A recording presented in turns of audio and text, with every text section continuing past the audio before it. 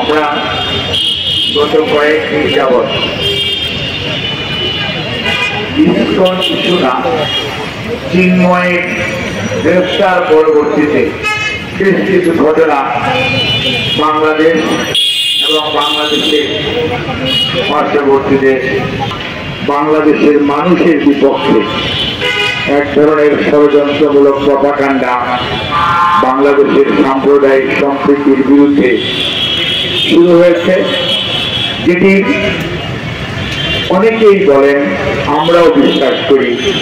অন্যতম কারণ হচ্ছে বর্তমানে ভারতে যে সত্যিকার অর্থে একটি সাম্প্রদায়িক সরকার ক্ষমতাসীন আছেন, যারা সমগ্র ভারত যেটি নিয়ে একসময় গর্ব করত, পৃথিবীর বৃহত্তম গণতান্ত্রিক দেশ এবং ধর্মনিরপেক্ষতা নিয়ে গর্ব করত, সেটি কিন্তু গত প্রায় 12 বছর যাবৎ তারা সেই চরিত্রটি তারা হারিয়ে ফেলেছে। তারা এখন একটি ধর্মীয় রাষ্ট্র হিসাবে শুধু ঘোষণা করেই ক্ষান্ত হয় নাই, অন্যান্য ধর্মাবলম্বীদের প্রতি যে আচরণ হচ্ছে, আপনারা যদি একটু আসাম, ত্রিপুরা, মিজোরাম এবং সেই সাথে পাঞ্জাবের দিকে তাকিয়ে দেখেন এবং অন্যান্য জায়গায় পশ্চিমবঙ্গ সহ ঝাড়খণ্ড সহ সম্বল বাজমিরের দিকে তাকান, বাবরি মসজিদ আপনারা দেখেছেন, এবং গুজরাটের কথাই কিভাবে আজকে ওই দেশের প্রধানমন্ত্রী, সেটিও বাংলাদেশের মানুষ জানে।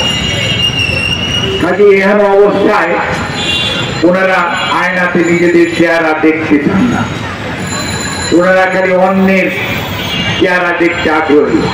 তার কারণ ওনাদেরকে একটি আজ্ঞাবহ সরকার গত 8, 14, 18 এবং 24 সন থেকে ষড়যন্ত্রমূলকভাবে বাংলাদেশের আভ্যন্তরীণ রাজনীতিতে হস্তক্ষেপের মাধ্যমে তারা বসিয়েছিল গত 16 বছরের আন্দোলন সংগ্রাম, বিশেষ করে জুলাই আগস্টের ছাত্র জনতার অভ্যুত্থানের মাধ্যমে। যখন তাদের সেই আজ্ঞাবহ সরকার পালিয়ে যেতে বাধ্য হয়েছে, তখন থেকেই তারা ষড়যন্ত্র শুরু করেছে কিভাবে বাংলাদেশকে ডিস্টেবিলাইজ করা যায়।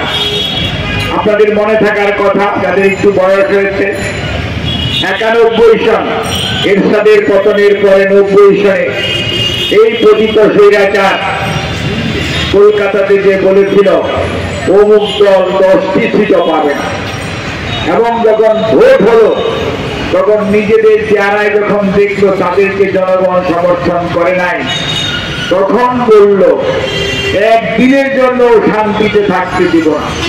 অর্থাৎ এই আওয়ামী লীগ এমন একটি দল যারা গণতন্ত্রের কথা বলে, গণতন্ত্রে বিশ্বাস করে না।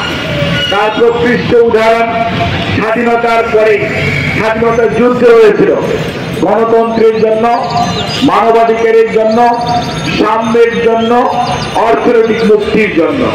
কিন্তু তারা ৭২ থেকে ৭৫-এর মধ্যেই তারা একদলীয় শাসন ব্যবস্থা কায়েম করেছিল, পত্র পত্রিকা বন্ধ করেছিল এবং মানুষের মত প্রকাশের স্বাধীনতা বন্ধ করার জন্য ৭৪-এর যে কালা কানুন, সেটিও তারা চালু করেছে।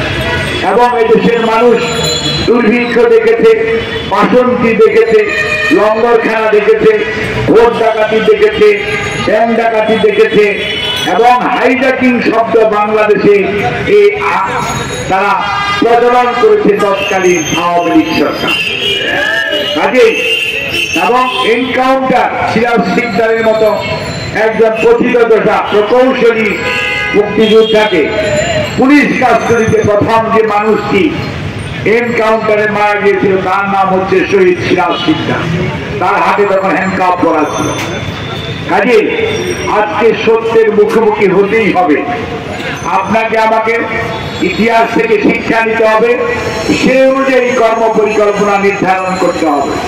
তা নাহলে এদের সাথে কিন্তু আপনি বুদ্ধির খেলা বলেন আর যুক্তির খেলায় বলেন যে জিততে চান, তাহলে মনে রাখতে হবে এদেরকে তাদের অস্ত্র দিয়ে ঘায়েল করতে হবে।